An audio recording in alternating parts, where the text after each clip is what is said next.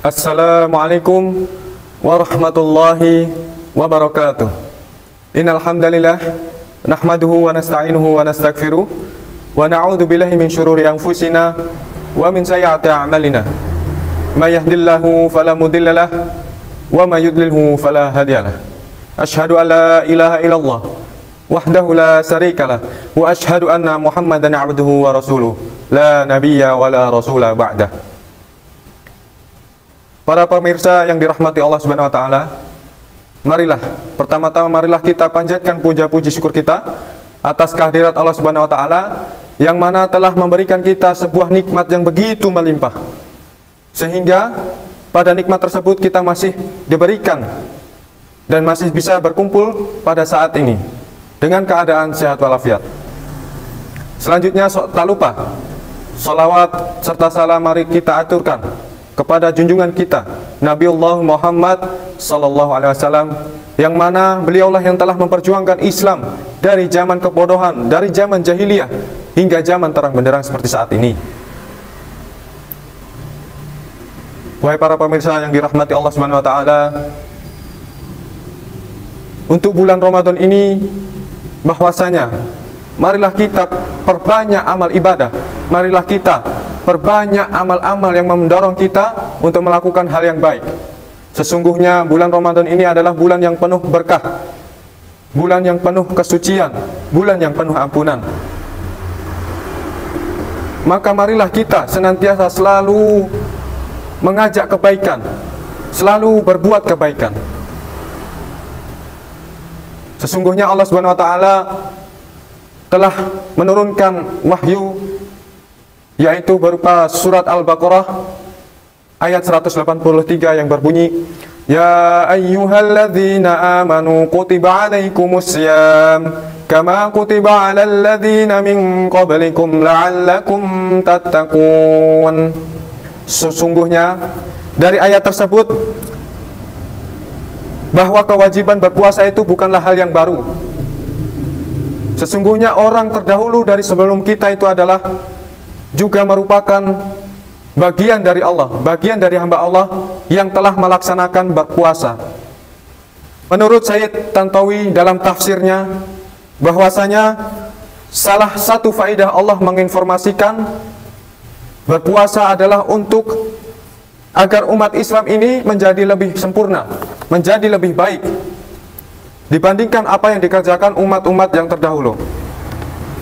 Di dalam ayat 183 juga dijelaskan tujuan dari pelaksanaan puasa, yaitu untuk mencapai ketakwaan.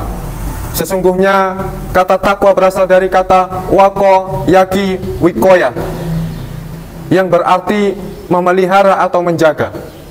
Secara istilah bahasa Indonesia, bahwasanya orang yang bertakwa yaitu memelihara dan menjaga untuk menjauhkan dari sifat-sifat murkanya Allah, untuk menjauhkan dari sifat-sifat azab Allah. Maka dari itu kita selalu menekankan bahwasanya berpuasa ini bukan hanya puasa biasa. Berpuasa ini bukan hanya puasa menahan dari makan dan minum.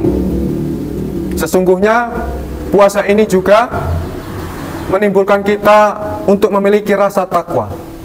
Apabila kalian tidak memiliki rasa takwa, sesungguhnya puasa kalian itu sia-sia di bulan ini. Kalian sudah berpuasa 1 hari full penuh, tapi tidak ada niat untuk kepada Allah. Kalian sudah berpuasa penuh, tapi puasa kalian itu hanya untuk ritual semata, biar dipandang orang itu kalian juga berpuasa. Sesungguhnya marilah dari saya pribadi, marilah kita selalu berbuat kebaikan dengan niat. Niat ini adalah sesuatu yang paling utama untuk menciptakan rasa takwa tersebut. Hai para pemirsa yang dirahmati Allah, sesungguhnya oleh ketakwaan inilah akan timbulnya rasa muraqabatullah. Apa itu muraqabatullah? Muraqabatullah adalah rasa yang dimana akan takut azab dan murkanya Allah. Apabila di hati kalian sudah merasakan muraqabatullah, akan takut azabnya Allah, Maka apabila ada terjadi seorang teman atau kerabat melakukan kemaksiatan, maka apabila kalian sudah merasakan di hati kalian muraqabatullah, akan takut azabnya Allah, maka kalian tidak akan mengikutinya tentunya. Karena semata-mata Allah selalu memandangi kita, Allah selalu mengawasi kita. Apabila di antara kalian sudah melaksanakan maksiat, tapi tidak ada rasa takutnya, sesungguhnya kalian termasuk orang yang celaka. Apabila kalian sesungguhnya dimusuhi di bulan Ramadan, kalian mengengkang diri, kalian tidak melaksanakan apa yang Allah utus, apa yang Allah berikan, maka jangan salahkan apabila kalian masuk neraka, apabila kalian disiksa di alam kubur kelak. Maka dari itu, sebelum kita melakukan kemaksiatan, sebelum kita melakukan sesuatu yang Allah haramkan, maka ingat, apabila kalian melakukannya, ingat bahwasanya Allah selalu mengawasi kita. Apabila itu juga tidak menimbulkan rasa takut kalian, bahwasanya ingat akhlak para salafus saleh. Maka dari itu, marilah kita sebelum melakukan perbuatan tersebut, kita selalu bertawakal, kita selalu memikirkan apa tujuan kedepannya. Apakah itu merupakan hal yang baik? Apakah itu merupakan hal yang buruk? Wahai para pemirsa yang dirahmati Allah, sesungguhnya nilai puasa semacam ini adalah yang ditegaskan oleh Rasulullah dalam berbagai sabdanya. Di situ pula muncullah pertanyaan, bagaimana cara kita mencapai ketakwaan? Apa hanya dengan cukup berpuasa dan sholat takwa akan tercapai? Tidak. Karena ternyata banyak orang di luar sana yang sudah berpuasa, yang sudah sholat, tapi tidak menimbulkan rasa takwa, tidak menimbulkan ciri-ciri orang yang bertakwa. Maka dari itu, sesungguhnya orang-orang di luar sana adalah hanya sekedar ritual. Sembahyang kepada Allah itu hanya sekedar ritual, tidak dilandasi dengan rasa takut kepada Allah.